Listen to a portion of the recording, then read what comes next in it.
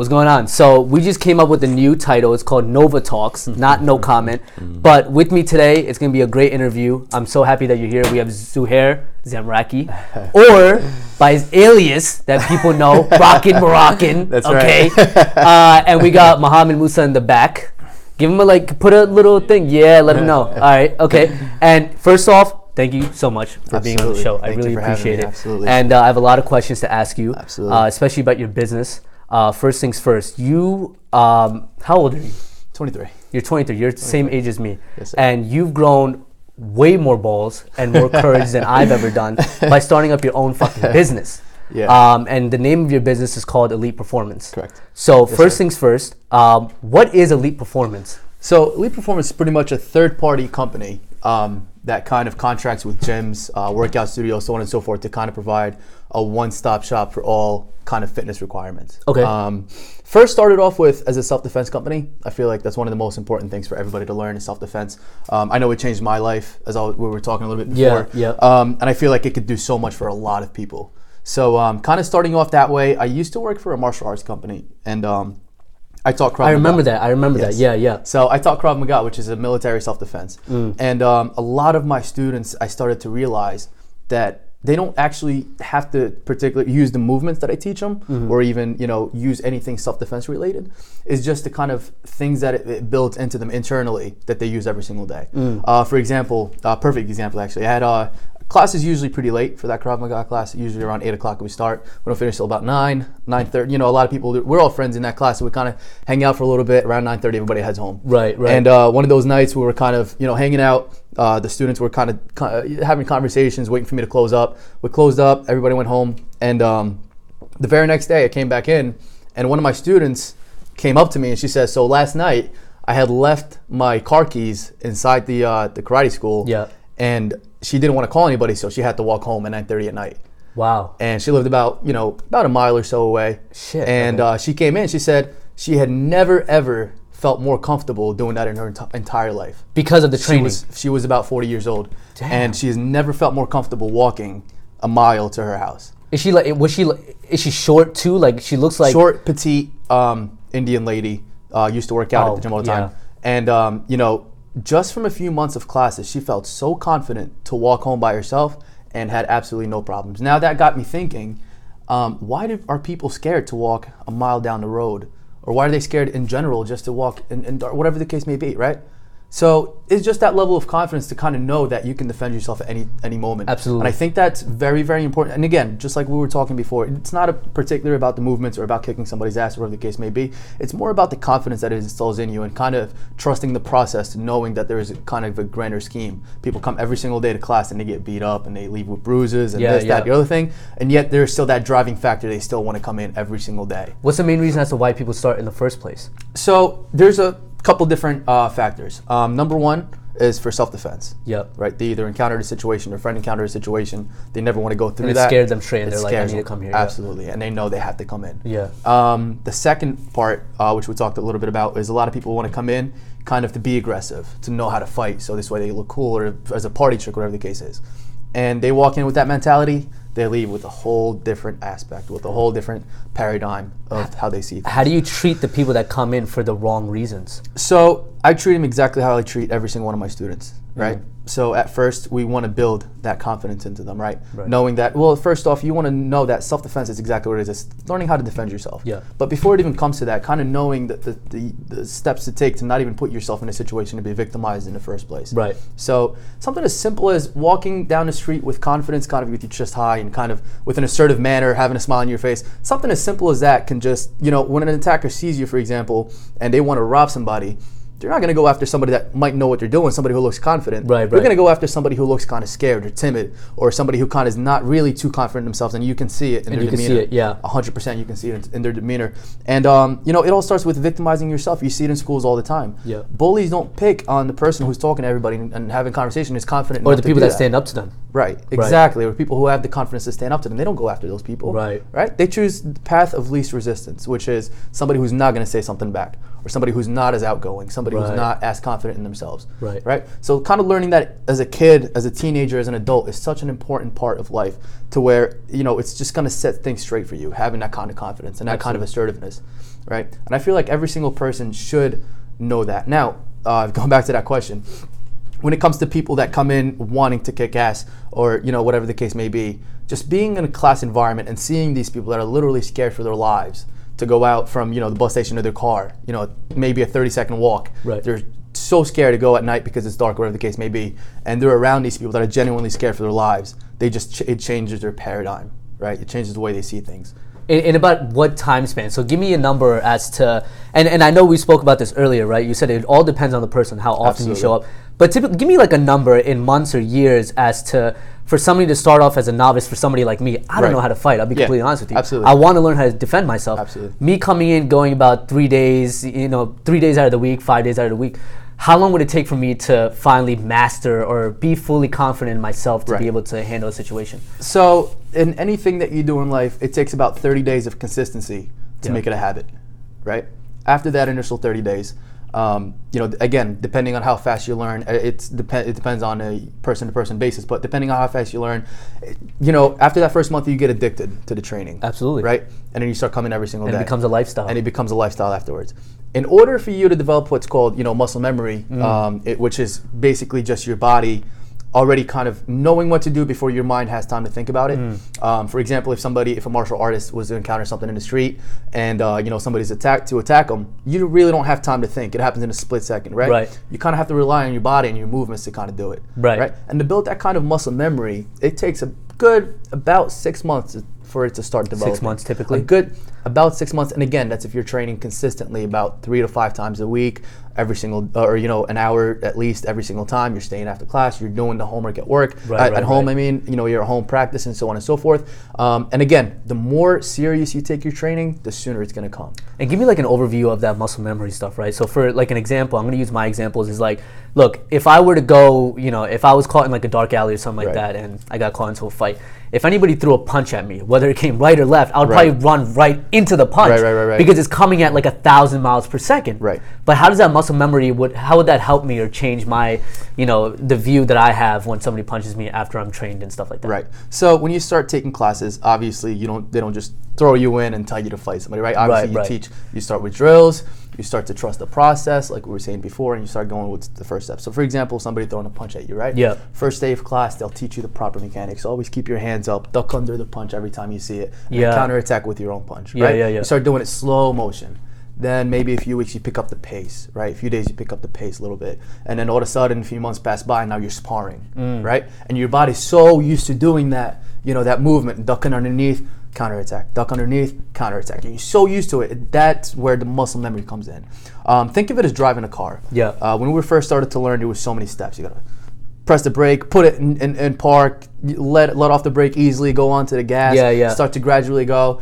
Now we don't really think about that when we get into a car, right? We don't even think that we're driving or what streets we took until we get to our destination. Right. That's because your body is already taken over what you were supposed to do, right? That's muscle memory. It's doing it every single day of your life for a couple of months, a couple of years, right? That it just becomes second nature. It just happens. So when you do get caught in the street or you are in a sparring match, whatever the case may be, and that punch is coming at you 1,000 miles a second, your body already knows what to do. Your brain doesn't really work, right?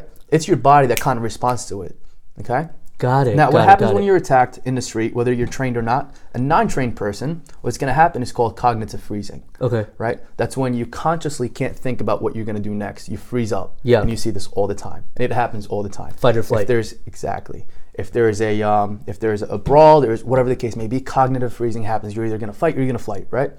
Now, somebody who's trained, right? That cognitive freezing, even though it happens, your body goes back to its secondary kind of memory system, which is your muscle memory. Right. And if it's trained to kind of be in that situation all the time, from consistently going to class, going over these drills, sparring people, so on and so forth, it kind of already knows what to do before you even start to think or before your brain has a chance to freeze. Right. Got it. So that's kind of muscle memory that you want to kind of install into yourself when it comes to martial arts and the physical aspect of defending yourself. That's amazing. So tell me something, Zouhair. Like, what even sparked you getting into, what sparked your interest to get into bodybuilding in the first place? Would you call it bodybuilding, or would you just call it, you know, just being more disciplined and wanting to work out and keep more like a fit or aesthetic look? Yeah, so fitness is definitely one of the most, you know, important parts of my life, and I think I owe it so much to the sports that I've done as a kid. Yeah. And obviously to my family for even starting me off with sports. Right. When I was 3 years old, my dad put us into martial arts classes right away. At 3 years old? 3 years old. At three, what the hell was I doing at 3 years old? Is a good question. 3 years old, we started martial arts. Yeah, that's started amazing. soccer as well. Shit. And I mean, like I said, you know, you develop such a love to it right away. And at such a young age, you don't really, you know, want to learn the physical aspects of martial arts. It's more about the aspects of martial arts that it teaches you. The respect, the discipline, the confidence, the self-discipline to kind of want to go to class even though you know you're going to get kicked a couple times. You're going to leave with a few bruises. It teaches you that kind of self-discipline, right? And that's a discipline you can use in anything that you want to do in life, right? If you have self-discipline to kind of wake up at 5 o'clock every single morning, even when you don't need to, right? And start working on something that you want to do, that you want to be in life, whatever the case may be. Yeah. You have that self-discipline as a child, you'll never lose it. And if you keep on working on it and you keep on going through your life, you'll never lose that self-discipline. Yeah. So when I started as 3 years old, I never stopped training, whether it be martial arts or soccer. And, you know, obviously as we get older, our muscles want to develop a little bit more, so we start working out. So I got into the gym around 14 years old. I started working out, I believe. Okay. Inside a gym.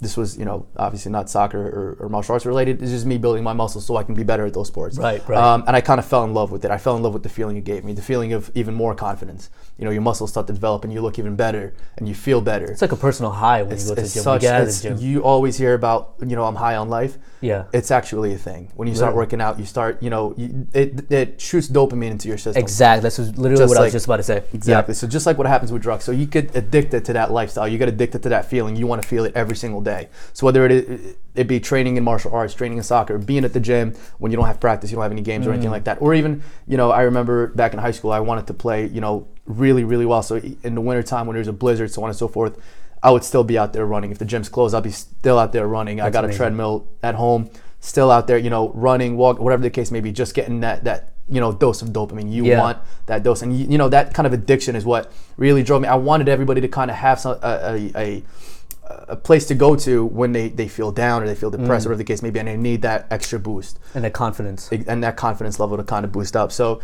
you know, having an outlet like this to kind of go to whenever you want to provide that to other people, right? When you feel it and you believe that it works and you think that it's set your life, it's 100% changed my life, and I feel like it can change a lot of people's lives. Yeah. And that's one of the main reasons why I wanted to start this company. I know that it can change so many people's lives. Absolutely. If they just step in. Absolutely. Right? And I try that one day. And give it a shot. And just give it a shot and just try something. Now, you were born in Morocco. Correct. When did you come to America? I was 10, 11 years old. 10, 11 years old. But you said you started doing everything at 3 years old. Your dad made you. Correct. For what reason, though? Why in Morocco is it so that your dad felt it was so important to teach you this? So in Morocco, I was actually born in a very small village, way outside of the city. I think we were about a day and a half drive away from the city, from the nearest city, and it's very you know, rocky, whatever the case is. So it was pretty much an oasis in the middle of the desert where water is, and you know, you were either a farmer or a construction worker. Over there, that's the only two real, you know what I mean. So we didn't have any real police officers. We had maybe 2 cops in the entire town. If something was to happen, you're not getting help from anybody. And my dad kind of noticed this, you know, when he was going through it, where, you know, he was always, if he was being picked on, or the case maybe, there was really no real help. Right. So he kind of knew that that's the same things we were gonna face when we get older. So it's better to start now and prepare you and early prepare on. me for the future, right? So he put us on at a very young age, and also he already knew kind of the aspects of martial arts, right? He knew it wasn't just because you want to get out there and kick somebody's ass. He knew it was because it develops discipline, it develops the confidence, the respect, so on and so forth.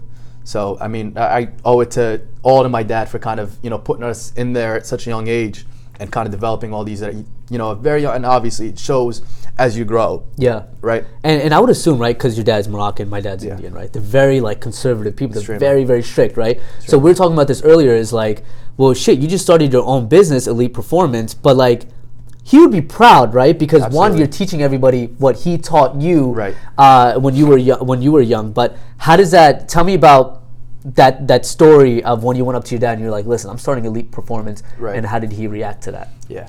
So obviously my parents are very supportive, just like I'm sure yours are. Absolutely. As well, so on and so forth. So you know, at first he was kind of putting in your brain, you know, oh, do you want to be a lawyer? You know, he kind of wanted me to be a lawyer, so right. he would kind of put that in my mind at an early age. So I kind of, obviously you want to listen to your parents, right? Obviously when I graduated high school, I was like, yeah, maybe law is something that I'm gonna like. Started studying criminal justice and really got into it. Really loved criminal justice, so on and so forth.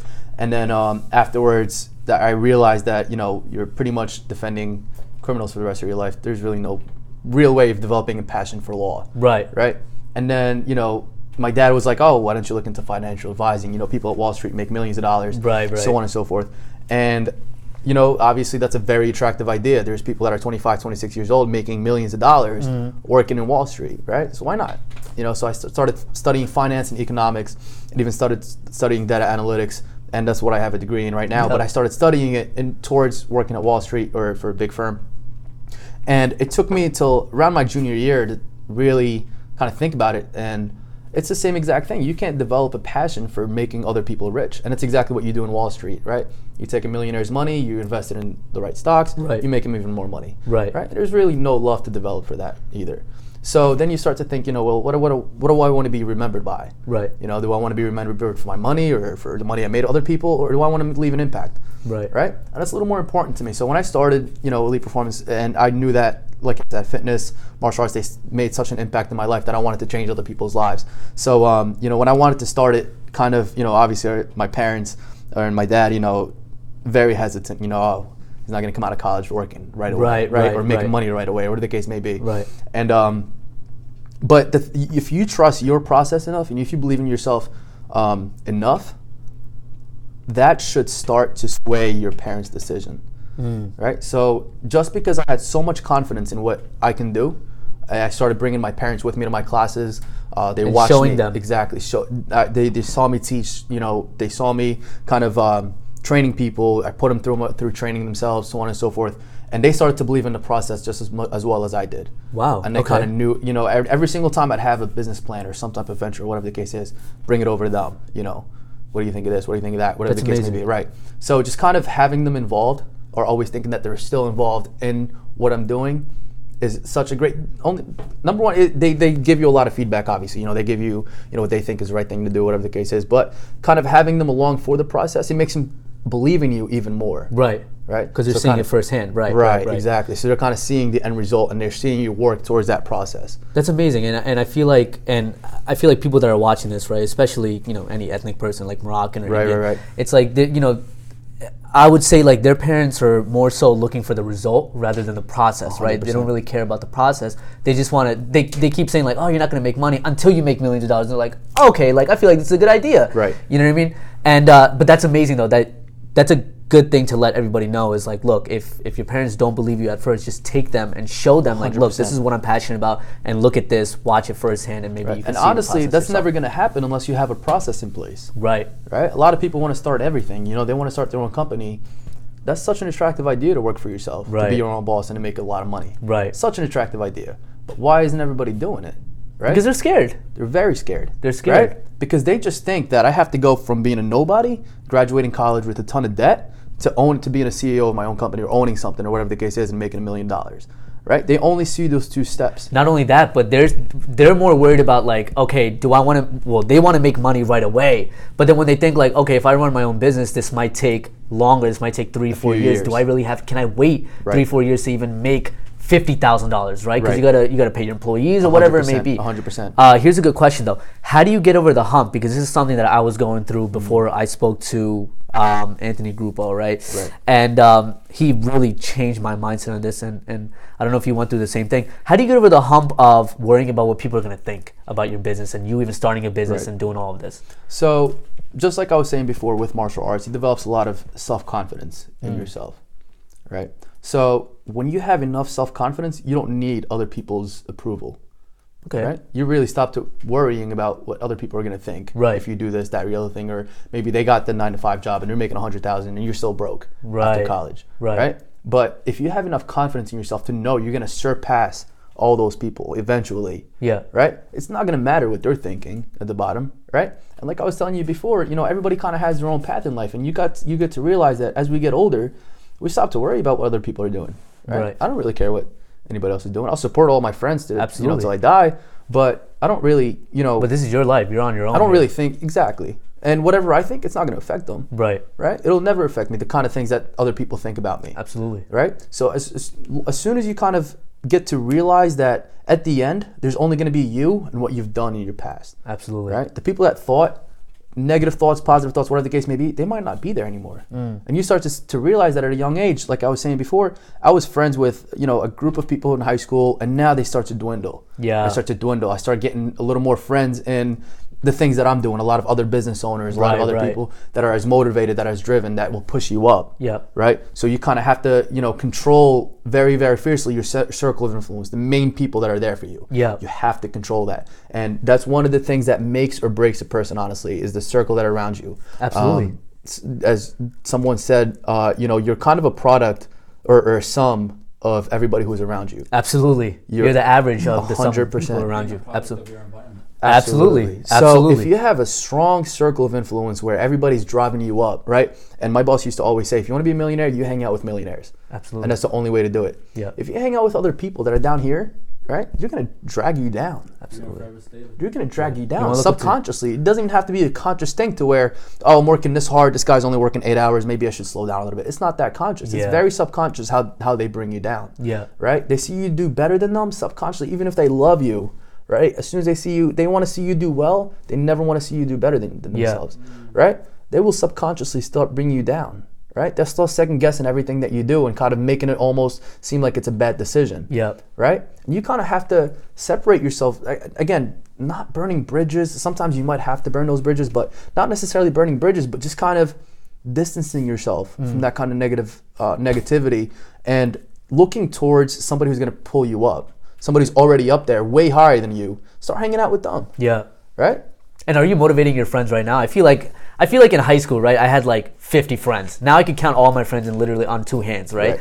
But with everything you're doing right now, is that motivating your friends to start, chasing their dreams and 100%. aspirations? And I see it all the time. And, one of the things, I'm very fortunate. I work right next to my house. And, my big friend group, they all come to that same gym. And every single time at the end of the night when I'm in the office finishing off paperwork, whatever the case is, my friends would be leaving the gym. They'll stop into my office and kind of sit down. And I always ask for advice all the time. About this is at Powerhouse? At Powerhouse.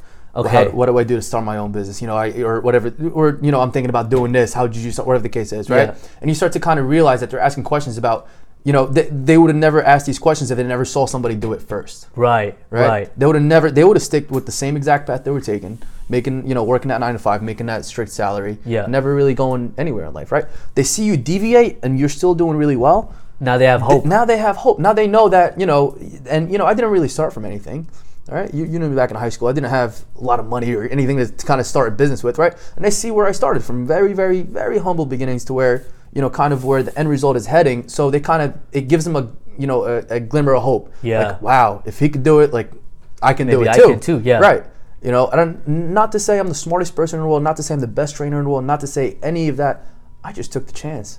Not only that, Yeah. I mean, you don't have to be the smartest person as long as you're a hard worker. 100%. Right. 100%. And when they see that, when they see it, all it takes is, just put in the effort and actually do it, they start to get motivated themselves. Absolutely. So you said that you're in Powerhouse, right? So now we know why you started the company. How did you start it? Because I saw a post on Instagram where it says that you partnered with Powerhouse. Correct. Tell me a little bit about that. So right now, my whole entire company is a third-party consultant to other companies. Okay. Right? So instead of starting my own practice and limiting myself to one location, Yeah. right? I want to be in locations that are already established and Yeah, running my absolutely. operations there.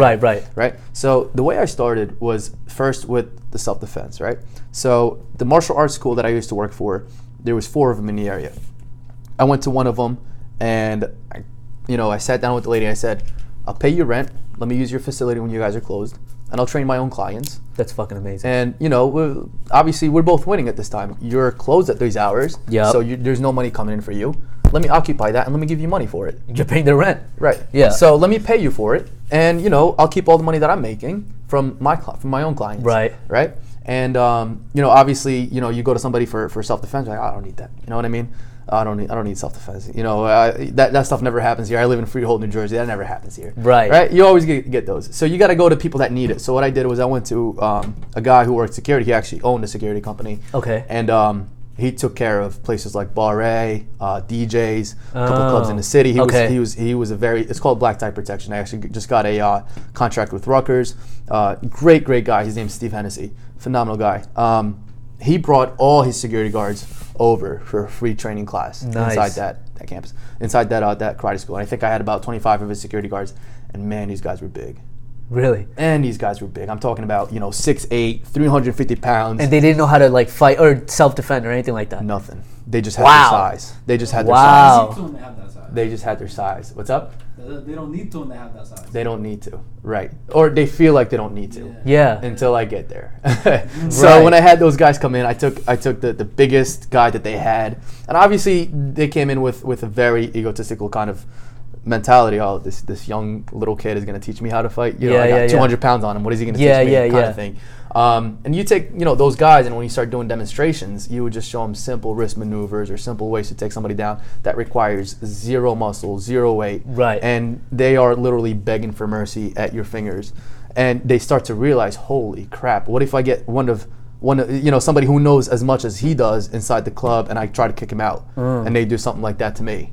That's when it opens their eyes instantly. Oh. And then everybody else starts to think the same way. Shit. Like, holy That's a good crap. demographic. Going after like bouncers and securities and stuff like that? Absolutely. What other demographics are there? Sorry, I just cut you off. Go ahead. No worries.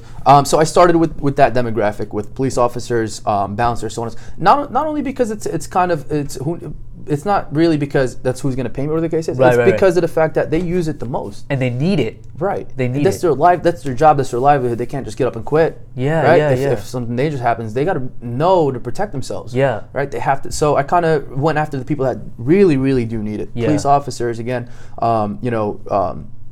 bouncers, so on and so forth. And it starts to open everybody else's eyes up, right? Yeah. Anybody can get caught up in a situation at any moment. But demographics, there's a lot of moms, even people that work in corporate jobs, that have some money, absolutely, that know that they're a target most of the time. Absolutely, they start to come in and they start to realize, like the small Indian lady.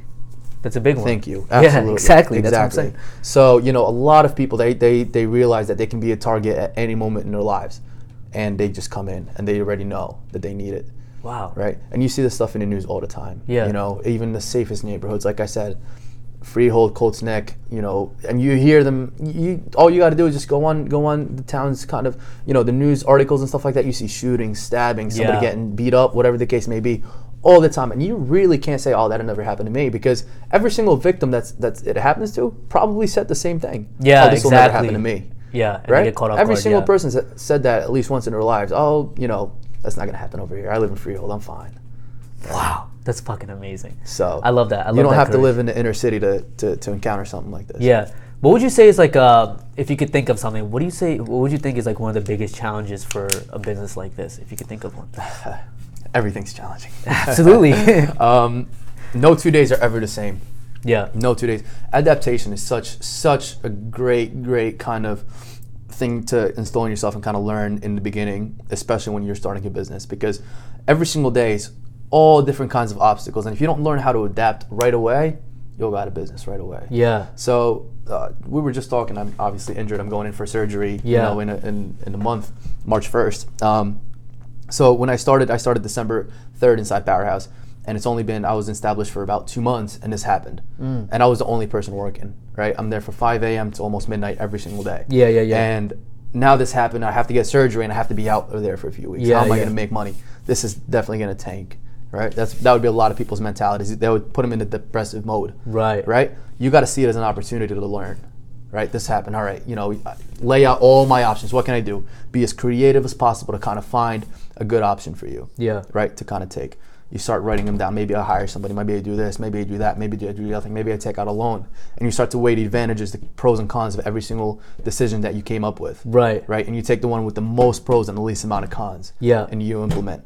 That's fucking and then amazing, the very next day, you're gonna find a whole different challenge. Now that's truly the entrepreneurial mindset 100%. To say like, listen, I just got you said just name all the things that just happened to your knee. By the way, you had an ACL tear, you had everything. So my ACL, partially torn MCL and LCL, fractured my femur and my tibia. Jesus Christ. And this is the second knee it's happened to. Last year I got this one done. And like you said, for somebody that happens to someone, especially running their own business, it happens 2 months into it, they go into depression because they're like, how the fuck am I going to make money? 100%. But you kind of looked at it as like, no, this is a challenge. God just gave me a challenge for me to overcome. 100%. That's fucking amazing. Now, I love that. And another thing too is that God will never put you through a challenge that you can't handle. And the sooner you know that, the sooner you're going to be successful.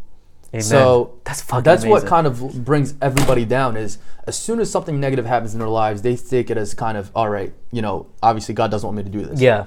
That's not true. Yeah. God wants to see how well you can handle, because there's going to be tasks later on in life that are much bigger than that. Absolutely. He wants to prepare you for it. Yeah. Right? If this stuff never happened to me coming Absolutely. up, right? And let's say, for example, I do go international or I do go global and I face a major problem, I don't want to have to go out of business because of that, right? Just from my life experiences coming through all these trials and tribulations, I want to be able to kind of handle whatever life throws at me. Yeah. Right? And if you can get over simple stuff like this is all going to seem like such a distant memory in 5 to 10 years. Right. Or, remember when I told my ACL and I thought I was going to go out of business? You know what I mean? Yeah, So if you kind of have that mindset of, this is just a challenge, this is something I have to go through. Regardless of what it is, regardless of the size or the severity of the problem, this is just, God throwing another obstacle at me. What are my options? How am I going to get through this? That's fucking amazing. Here's another good question. So where do you see your company in the next year or even the next 5 years? Right. So in the next year, I definitely want the company in this one gym to be self-sufficient. Yep. Powerhouse is actually one of the biggest gyms in the area for this kind of stuff. They have every kind of demographic, right? Yep. From professional bodybuilders to power lifters to CrossFitters to every single kind of person there is. Right. Excuse me. I want this gym to be very self-sufficient to where I don't have to be there anymore, right? It can pretty much run itself. The clients book their own sessions. The trainers are make their own systematic hours. Yep. Whatever the case may be, it runs itself. So within the first year, that's what I'm working towards. And it's a good point that you brought it up, because it's so important to have these goals planned out in advance. Yep. Right? Where do I want to be in 10 years? Right? In order for me to be here in 10 years, where do I need to be in 5 years? Exactly. In order for me to be here in 5 years, what do I need to be in 3 years? Work what do backwards. I need to do in 1 year?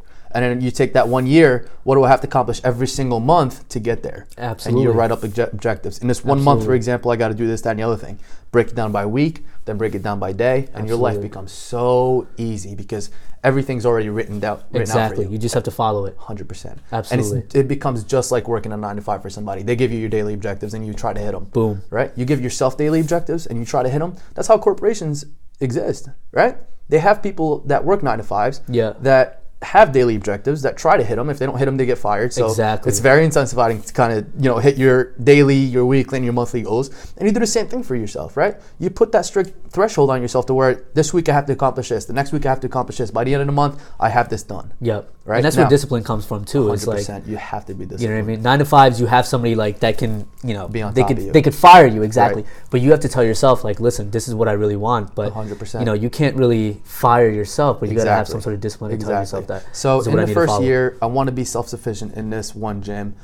Within 3 years, I want to be in a couple different gyms around this area. Yep. And then hopefully within 5 years, be established all over New Jersey, pretty much kind of having a facility within driving distance to everybody. And the grand scheme of things, I want it to be either nationwide or worldwide, kind of almost like a franchise, develop an application to where people can kind of hook up to their training wherever they are. Yep. So somebody from California would be able to train somebody from New Jersey very remotely through using the technology, using the application to kind of FaceTime, be able to kind of speak to your clients, so on and so forth. There's a lot of trainers that specialize in certain things, and a lot of clients that need that one thing. Yeah. Right. And if you don't have that trainer in that area, it doesn't mean that you just stop looking. Right. Right. So I want to develop kind of an application or some type of system to where a person that specializes in something and a person that needs that service can kind of be able to connect themselves together and have that platform to communicate and kind of build themselves. So hopefully within the next 10 years, that's going to come to fruition. That's fucking amazing. The fact that you even know what you're going to do in the next 100%. thing. I love that. I like that 100%. Answer. Who are your competitors? Because I want to bring this up because I was trying to do. I took like a free course, right? A sample course at I think it's called like UFC. It's in North Brunswick. Yeah, you know what I'm talking familiar. about? And who are your competitors? Because can you take this business and go to like CKO kickboxing and UFC where they actually already do this stuff, or do you have to stick with Powerhouse and retro fitness and stuff like that? So I mean, I don't necessarily see them as competitors because they do something completely different. So, for example, for MMA, or for UFC, there's certain rules when it comes to kickboxing, or whatever the case is. Right. You can't, do certain things. You can't throw somebody on the ground in a kickboxing class, or whatever the case may be. There's rules and regulations, so on and so forth. When it comes to Krav Maga or self-defense, if you don't learn it from me, I want you to learn it somewhere else, right? Yeah. And this is kind of where having a mission and a vision comes in, is that my mission is to make sure everybody's kind of protected, right? Everybody feels safe and everybody's in shape and everybody's healthy. Right. If you're not doing that with me, do it with somebody else. Okay. I'm never, ever, I never shy away from sending people to other places. Yeah. Right? If somebody wants to learn ground defense, for example, or jiu-jitsu, which I don't really have that deep of a understand, or a deep of training in. I have trained in jiu-jitsu before, but I don't have that. I'll send them somewhere else. I'll send them to my competitors to train. Right? What's the big difference between Muay Thai and what you're doing right now? So pretty much exactly what I said. So Krav Maga is what I teach. Krav Maga is a military self-defense. Military self-defense, got it. Yeah, it was developed by the Israeli Special Forces, I believe in the 40s. I was about to say that. It's Israeli, right? It's Israeli. Yeah. So it was developed by the Israeli forces, and it's guerrilla self-defense. I mean, there's no rules. There's eye gouging. You go for the groin, and ultimately, it's neutralizing a threat as soon as it happens. Yeah. As soon as, in the smallest amount of time, because now it's life or death. Right. Right? When it comes to other martial arts, you're learning to compete with other people, with rules, with a referee, so on and so forth. And again, you have to respect the opponent, all that kind of good stuff.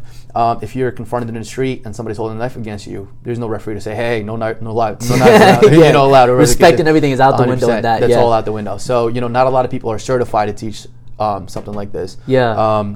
And I want people to use me for stuff like that. Right. You know what I mean? I want people to come up to me and say, look, I'm so scared to walk from my car to, from the bus station to my car, from my car to wherever the case may be. Right. I want them to come up. All the time it happens. You just shop right in Sayreville, right down the street. It's happened. People getting robbed in that parking lot, broad daylight, or even with lights on, whatever the case is. And it traumatizes people. Absolutely. Right? They live with that fear constantly. I want people to come up to me, hey, what do I do if this happens? Yeah. You know what I mean? I'm more than happy to always help. Always kind of teach you how to protect yourself against any kind of situation that you're going to encounter. Absolutely. So that's what the main difference between the two kind of, it's not even, a martial art. It's all just a system. It's more of a system to kind of protect yourself, more than a martial art to where there's rules, regulations. You start to spar, you go into competition. Right. In this, you just build up your muscle memory as early as you can. So if you ever encounter something in the street, you know exactly how to defend yourself. Right. Would you say there's like one system that's more effective than the other, or is it kind of like, look, just you should have a little bit of experience in jiu-jitsu, a little bit of experience in Muay Thai, Krav Maga, etc. So Krav Maga is kind of, it's exactly for that. It's exactly for street self-defense. Gotcha. But if you're looking at martial arts for a whole, I always advise everybody, even when I did actually sales, I was a manager for the martial arts school. I was just selling the Taekwondo program at first. Okay. And a lot of people would come in and say, oh, do you guys teach ground stuff? I could very easily say, hey, ground stuff is that's nonsense. Stick to this. You start every fight standing up. You don't start it on the ground, right? Right. Very easy for me to say that. Right. But again, I want people to kind of experience everything, the whole broad spectrum of martial arts, just like I have, right? I started with Taekwondo, then you move on to another thing, then you move on to another thing, and you never ever stop learning. And that's the beauty of martial arts, is that you can walk into, I've been taking it since I was 3 years old. Yeah. And every single time I walk into a classroom, whether it be to take a class or to, teach a class, I always learn something new. Every single class, Wow. You'll learn something new. Every single class. And I put myself out there to try different kinds of martial arts, and I advise everybody to kind of do that. Right. And see what you love the most out of all of them, right? Absolutely. If you're a starter, go to a boxing class, go to a Muay Thai class, go to a kickboxing class, take jiu-jitsu, take Krav class, take every single one. See what you love the best, right? Let's say, for example, a lot of the people actually develop a big love for jiu-jitsu. Yeah. Start with jiu-jitsu first, right? See how far you can go. Once your interest starts to dwindle, or which it never will, you just become more and more addicted. Right. Then you can kind of, I wonder what it's like if I transitioned over to stand-up fighting, right? Then you take something like Muay Thai, right? Then you go into boxing, then you go into Taekwondo, then you become you have such a broad understanding of martial arts, and you just Absolutely. always learn something new. There's so many levels in all these martial arts that you just keep on propelling, you keep on going forward. Absolutely. Right. So I definitely advise everybody to kind of try every single one and see what you love the best. The good thing is that you already know it's addicting, right? Absolutely. So you just have to get people to really realize. You got to get them the foot in the door. That's it. You just got to have them come in. And I love that you already have your sales tactics on how to convince them, like especially like the security guards and the bouncers, right? Listen, you need this. And then for very like for vulnerable women, right? Like the Indian lady, it's stuff like that. I love that. Now, tell me a little bit about you are big as shit, okay? No. In high school, maybe like freshman year, you're like, you're really scrawnier than me, and I'm a small guy, and out of nowhere, you just got fucking big as shit. And so and a big part of that is not only the discipline, not only the working out, but definitely nutrition. Right. Agree or no? 100%. Will you implement nutrition into what you're doing right now in your business? Absolutely. And how? So one thing that I do like doing in my business is I like to leave the pros to do what they do and stick to what I know what to do. Right? Okay. When it comes to stuff like nutrition, there's people who actually went to school for it. Absolutely. I went to school for finance and economics. You know, I can give you a ton of advice on nutrition, but I wouldn't even trust myself enough to actually give somebody a diet. I like that. Right? I would rather outsource that. So I actually partnered up with a pretty big nutrition company. They're called Revolutionize. Yeah. And so I send all my clients over to them for their nutrition. Wow. Right? Okay. So I'd much rather kind of have somebody else who's much more knowledgeable than me be able to take care of people. Put those people in the same building as you, man. When you start your company, when you have your own building for elite performance, just put that 100%. In there. It's like your own personal like GNC in there. Absolutely. Right? I mean, having somebody like that on a team is phenomenal. Obviously, just right now, I'm just starting off, and to have a nutritionist degree, is such a big thing that they require a lot of money, and they deserve a lot of money. Yeah. If I can't afford it, I'd rather outsource it and have a mutual understanding to where we're both making money and we're both growing. Absolutely. Rather than me taking out loans and hiring somebody and kind of having that clientele come in, or whatever the case may be. Yeah. So, and again, I do know a ton about nutrition, but not nearly as much as they do. Absolutely. Right? So I'd much rather outsource that kind of thing to them. But I mean, even with nutrition, it's all about discipline. Yeah. Right? A lot of people think, like I said, they only see where they are and they see where they want to be. They never see the process. Right. And that's the most important part, is that process. And everybody always says like the nutrition is like 80% of you working out, right? Definitely. And getting a body. Definitely. It's so important, your nutrition. So, I mean, one advice that I can give you about nutrition, just in the self discipline, aspect, you don't necessarily have to go from, eating this much food because you want to gain weight, to eating now 6,500 calories or 4,000, whatever the case is, in a day, for example, right? And that's kind of the difference between an external motivation and internal motivation. So external motivation, you watch a video, somebody really working out hard, or, motivational speech, whatever the case is, and you're all motivated, you're all hyped up. Wow, you watch this at 9 o'clock at night. Wow, I'm gonna wake up tomorrow morning. I'm gonna have 10 eggs in the morning. Then right away I'm gonna eat this much. I'm gonna eat this much. I'm gonna go to the gym and I'm gonna lift 315 pounds. And I'm gonna do this, that, the other thing. It's not gonna happen that way, right? Whatsoever. External motivators are very, very temporary. Your internal drive is what's gonna drive you forward. Absolutely. So if you have that kind of internal drive, all you have to do is take it one step at a time. So for example, you wanna gain weight, or whatever the case is. So you start by counting how many meals you already eat. Let's say you eat 3 meals. Yeah. Right. Let's bump that up to 4 meals today. Yeah. Right. Or for a week. I'm just gonna have 4 meals. I know I could do more. I could probably do more, but I'm not going to, because then I'll hate that process. Right. Right. You gotta enjoy the process, and that's one of the main things. You'll hate that process if you have to force feed yourself. Right. Start off by 1 meal, adding a little bit to that 1 meal. Right. 2 weeks will go by and it's going down so easy. Add another meal. Now you're eating 5 meals. Yeah. Then add another one. Now you're eating 6 meals. Right. Right? And you can't fit any more meals in there, because every 2 hours now you're eating or so. Right? Now increase the quantity of those meals. Yeah. Right? After those 2 weeks, increase the quantity of those meals. Have a little bit more rice this time. Right? Have a little bit more chicken in your first and second meal, or your first, second, and third meal, and then your first, second, third, and fourth meal. Right. And in a few weeks, you won't even know it until you're already eating 6,500 calories. No problem.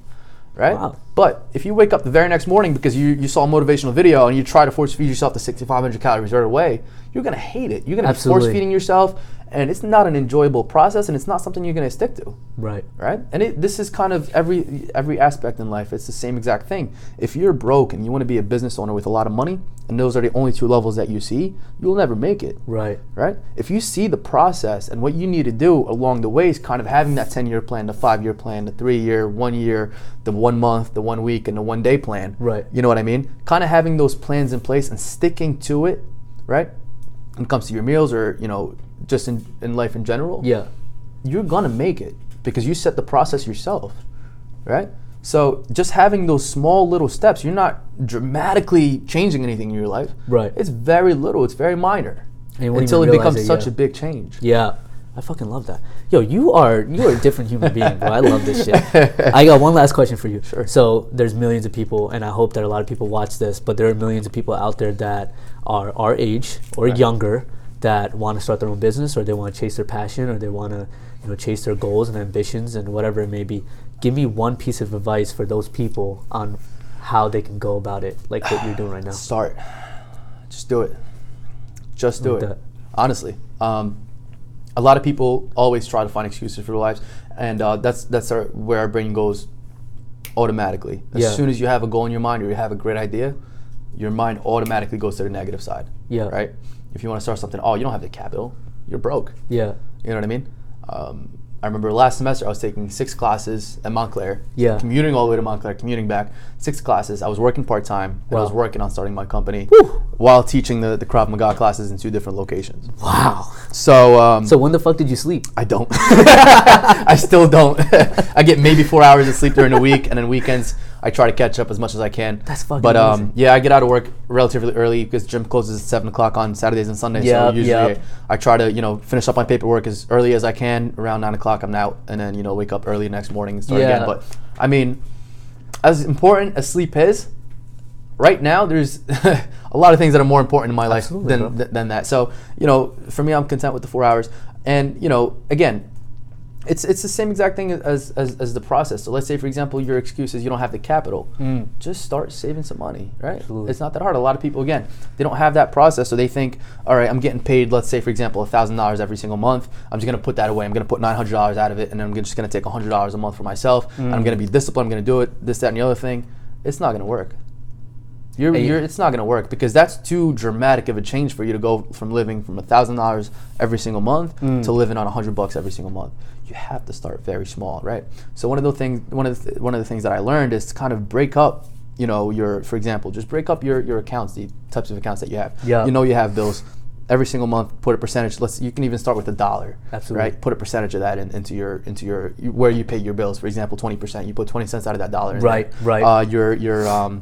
You want to start a business, you know how much money you need. So let's say, for example, you start putting another 20% in there. Yep. Right? And then, you know, you're left with 60%. What are you going to do with it? You have your emergency fund, right? Right. You have your fun account, right? And it's very important to have because if you're not having fun, again, you're not going to enjoy the process. Absolutely. And you end up giving up or whatever the case is. Or maybe one of your friends has a birthday and you have to go out. You're going to dip into some other fund that you really Right. should not be dipping into. But having that fund in place, you can kind of go out every time you see that you have the money to. Absolutely. Right? And have just fun, cash enjoy when you the go out process. too for those fun money, so you Right. know it's tangible and you Absolutely, lose it. that's it. It's You're that done. much more valuable. Exactly. You have your emergency account to where if something is to happen, your car, whatever the case may be, you don't have to dip into your savings for your business. Yeah. Right? You can go into your emergency. So having those kinds of funds, and again, setting that process in place. Every single month you get that paycheck, you put certain amounts in every single account. Yep. If you do that, again, you'll know exactly how long it's going to take you before you have the capital to start a business. So Absolutely. that's just one thing. Again, if you have a process for every single one of your reasons, just start and find creative ways around every single kind of obstacle that you face. Absolutely. Right? Because that kind of adaptation you will use in the future when you do start your business, whatever the case is. You will know how to kind of creatively solve problems instantly and just, you know, go with the flow and kind of make every single day flawless and solve every problem that kind of has you away. And one thing is, before you start, you need confidence and discipline. You know where you can find that? Martial At arts, Elite baby. Performance. That's right. Yo, That's Zouhair, right. thank you so Absolutely. fucking much for being on the Thank show. you for having me. Thank you for sitting here and is answering awesome. my questions. Of course. And how long has it been now? 48 minutes. Perfect, beautiful. Kept it short and Awesome. sweet, straight to the Yes. point. So tell them how they can find you on social media. Tell them Absolutely. where the hell Elite Performance is, and give them all that beautiful stuff right now. So anybody can find me on Instagram, Rockin Moroccan, or even my business page. It's Elite Performance. Spell out Rockin Moroccan for them. Exactly how you can do it. Rockin without a G _ Moroccan 95. That's it. You can find me on there. The website is eliteperformancepowerhouse.com. You can go on there, book your own first session. at the time. And you know, again, I'm working from 4:30 in the morning all the way to midnight. So anytime that you have, there's no excuse. You 9-to-5ers, I know you love to complain. You wake up so early in the morning at 6 a.m. Not you as go to early as work, him. and then you come back, and by the time you get home at 7, and you're so tired from your work day that you decide to go straight to bed after you eat. Listen, I'm up at 4:30. I'm at the gym by that time. I'm training clients, and then, you know, I don't make it home until 11, 12 o'clock, and I go to bed. Anytime that you have available, all I need is a half hour. Out of 24 hours in a day, all I need is a half hour. And think about that, you 9-to-5ers are getting more sleep than this man right here. Okay. Thank you so much, man. Absolutely. I really appreciate it. All Absolutely. right. So this is Nova Talks. We'll call it Nova Talks. My name is Akil. Thank you for listening, and thank you for watching. And I want to thank Zouhair for being on the show. And where's Elite Performance anyway? Powerhouse in Old Bridge. Old Bridge, New Jersey. Old Bridge, New Jersey. All right. Coming into a town near you. Hopefully Thank soon. you so much, man. Appreciate it. Absolutely. Peace out.